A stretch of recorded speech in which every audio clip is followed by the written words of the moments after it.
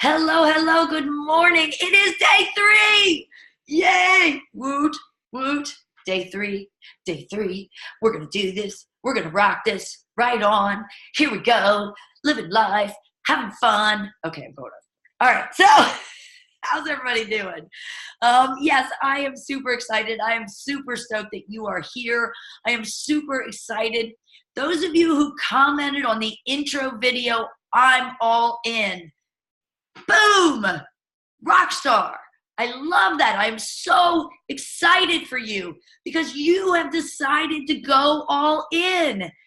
What could be better than to go all in for you, for your life, so you can live your best and most authentic, beautiful, wonderful, free, happy, confident, amazing, abundant life. Nothing could be better than that, because you know what? When you live your best life, everyone around you will begin to live better lives because they will be inspired by you. And you have goals or you wouldn't be here. So let's take today, write down your goals. Grab your journal or your time blocking notebook and write down your goals. Write down some things that you want to accomplish in this 30 days. And then pick one of them. Pick one of them to be the thing that you will commit and promise to yourself will be done. Maybe it's just to be committed to this group. Maybe it's to be committed to your workout. Maybe it's to quit one food. And the thing, and I have a friend in here who will laugh at me, but the thing I find that the people get the most success and accomplishment and feel true changes in their lives from are two things. One, drinking Shakeology every single day. Committing to drinking Shakeology every single day will change how you feel. And two, if you drink soda or add a lot of sugar to your coffee, 30 days without those things will make the hugest difference in how you look and how you feel. So those are two easy things to pick. Easy, I say easy. But that will make the hugest difference in your life. But not only that, when you get rid of that amount of sugar, and if you're doing soda, there's a tremendous amount of sodium in there too. So when you get rid of one of those things, you will notice your whole mood lifts up, because there are chemicals and reactions in your body that bring you down from those things. Even though you get a quick little buzz, the rest of the day, those things are bringing you down and you don't even know it. So pick something, commit to it for 30 days, okay? So I have this chart and I'm going to post it in the comments, and it says, what if? Okay? And so I made this one. I made it for me originally, and then I decided to share it with everybody. But I have decided to see what would happen if I committed, like 100% committed to my business for 30 days. Now you're like, what? Okay, so I've been running this business for 3 years. And I have been so much more committed to the people that I'm working with than I have been to growing my business. Because working with you guys, that's the part I get joy from. That's the part that lifts me up. That's the part that is fun, right? The part where I bring people into the business, that's the part that's harder. That's the part that's uncomfortable. And so I am focused 100% on committing to my business this month because it's time. And so basically I've got this chart. It's got 31 days on it, right? Okay. And so over here, I'm crossing off the day as I go. And here I'm writing down what I did that will get me there, right? So it says work done. And so that's like I have a list of tasks, and that's what that means. I did them, right? I went to bed. I did them 100% before I went to bed. And then the first day, I noticed that to get them done, I went to bed at midnight. And I was disappointed that I went to bed at midnight because, you know, my goal is to get up at 5, 4:30 or 5, so I could really start my day with the right tools to keep going. My miracle morning, which you'll learn about. And then I realized after that by going to bed at midnight, I'm not going to bed at the same time as my husband.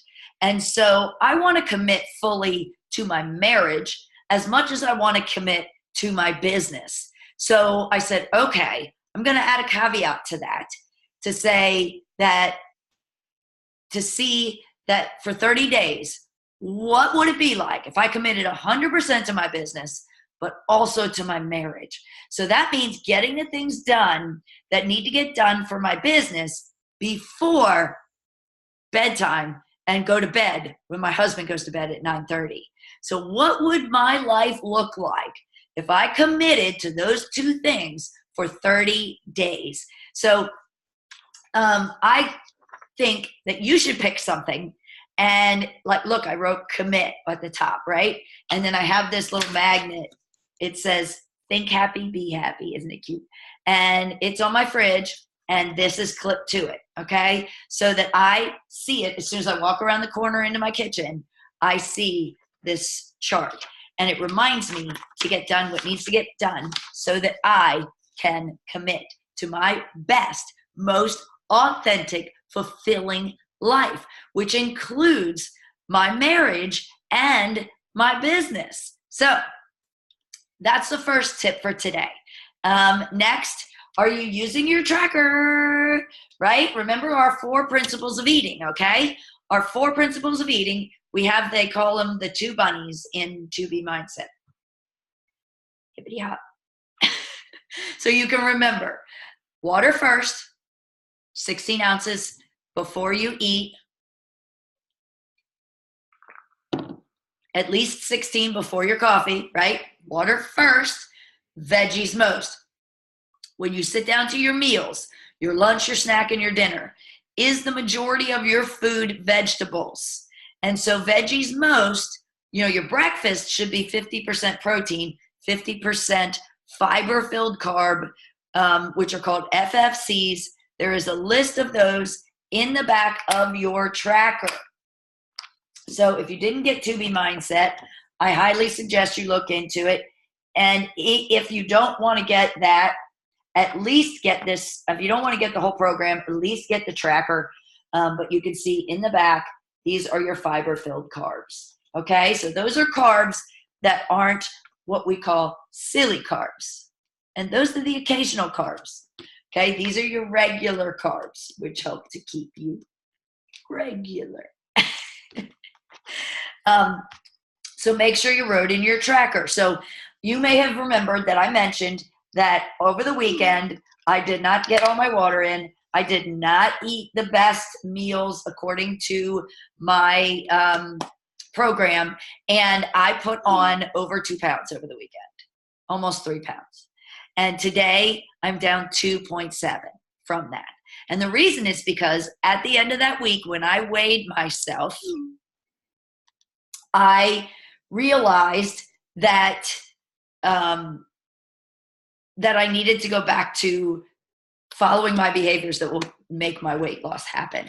And that is, I know how to do that now. And I know how to do that because look how long I've been tracking. This is all the times that I've been tracking.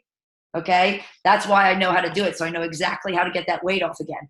And so that's how you do maintenance. Once you get to your weight loss goal, your maintenance is how you go off, enjoy yourself, and then know I got right back on, right? You don't stay there. You don't stay off because you just go right back to this.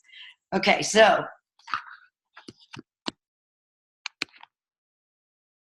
sorry. I told you I'm committing to my business. And one of the things is that there's a rank advancement that I will be receiving tomorrow. And I was just checking with my coach to make sure I'm on track. And she just sent me a really lovely text. And I'm just, it's awesome. Sorry. Okay. So the last thing I want to talk about in this video today is a little bit more about this idea of time blocking. Because, I didn't finish my 4 principles. Sorry, I got distracted by that text. Squirrel, glittery squirrel. Sorry.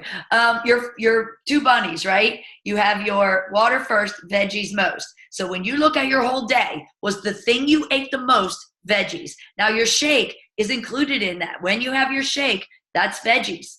There are veggie nutrition in your shake. There is as much nutrition in that shake as 5 to 6 salads. So no matter what happens during the day, if you get your shake, you know you're at least on track to get nutrition. And that's huge, because what helps our bodies lose weight is getting the nutrients it needs to burn properly the fat that's on your body. Okay, so water first, veggies most. Use the scale. Did you get on your scale? Did you weigh? I told you I'm down 2.7 since the weekend. And then track your food. Use your tracker. Those are your 4 principles. Okay, now this time blocking. So basically, I'm going to give you a little gist of what my time blocking looks like today. Now, a lot of people recommend that you time block for the whole week, that you kind of give your blueprint to success, right? Starting on Sunday. I don't have a schedule yet that I feel like I can comfortably do that. I prefer right now to do it one day at a time so that I know that nothing is going to jump in and screw that up. So, as a matter of fact, I have something to write in here now. Sorry. Okay, I just had an appointment that popped up today. So, from 5 to 7, I did my miracle morning. Now that's 2 hours. Not everybody has 2 hours. I get that. But I have a lot of different things that go on during that time. And one of them is that I like to meditate for 20 minutes. So I also have within that time, I am drinking my water. I am making my coffee, drinking my coffee. I'm listening to something motivational. And then probably about 5:45, 5:30, I'm finally sitting down to do my miracle morning. Then at 6:30, I stop, I make my son a shake, and then I come down, get him off to school, and then I come down and do some posts and kind of finish out that time. From 7 to 9, I'm doing things like this. I'm doing what I call my power hour for work. And then today, 9 to 12, I have a Bible study that I'm going to. 12 to 2 is going to be my workout in my shower. 2 to 4, I'm going to be studying for my holistic nutritionist certification and my weight loss mentorship that's coming up. And I have a call. And from 4 to 6, I'm going to hang out with my son and I'm going to make dinner. And then from 6 to 7, I am going to spend that entire time with my husband. My son will be off at church. And then from 7 to 9, I have calls for work. So I have everything. I have basically 2-hour time blocks. What's preferred is about 3-hour time blocks. So then basically I make those blocks and then I make a list of things to do within those blocks. And I set timers to go off 15 minutes before my block is up. So little alarms, right? So 7 to 9, I will have a timer go off 15 minutes before that. So at 8:45, so I know that time is almost up and I can get back to the most important things, because no matter what, at 9, I'm going to stop and move on to the next thing. So that's how you make your time blocks work. And you'll screw them up in the beginning because you'll fart around, you'll do something, or you won't have given yourself enough time. You will have overestimated what you can get done. You just adjust. You go back to the schedule and you adjust. What's important? What did I not get done in that time block that's important? And then you can figure out where else to put it. The other thing is in your time blocks, always do the most important things first, or you'll do the fun things first, and then you won't get to the most important things. So do the most important things first. So for instance, in my morning time block, once I sit down, Bible, journal, prayer, boom, first. Okay? And so then make sure, as you saw, I scheduled time to be with my family. I scheduled time to be with my husband. Write those into your time blocks. Write time in there to relax, to chill, to read. Write those times in your time blocking, because that is your self-care. That is what keeps you going day after day and keeps you excited. And in this time where I'm spending time with my son, I'm fully there because I know the other things are done. I'm fully there because I know the other things that are on my schedule for later. I'm fully engaged with my husband between 6 and 7 because I know I'm ready for everything else. And that is how you live your best, most authentic life. Now, we will talk later, but what do you do if you have work? So tomorrow I will share how I do my time blocking on a day that I have to work. So I work on Tuesdays from 2:45 to 8:30. So it's a full day. It starts later, but it's a full day and I lose all that evening time. So how do I schedule my day that way? And I will share that with you so you can look and figure out how to still time block when you go to work full time. Because really, you should have time blocks in your work. And when you get to work, you should have a certain amount of time where you are kind of saying hello to everybody, adjusting for your day, getting situated, getting coffee, doing whatever it is. And then boom, that alarm should go off and you should be in and engaged.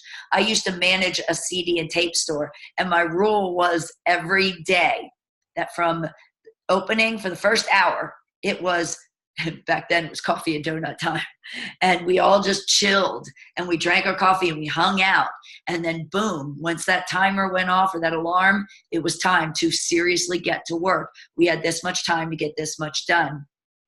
I didn't know that's what I was doing then, but it worked and we were very successful, and we had a really positive, fun staff because we got to bond during that time. We also gained some weight from all the donuts. I hope this was helpful. I apologize for how long it is, but I really wanted to get to all of those things. And I really, truly hope you have a blessed and beautiful day. Bye, guys.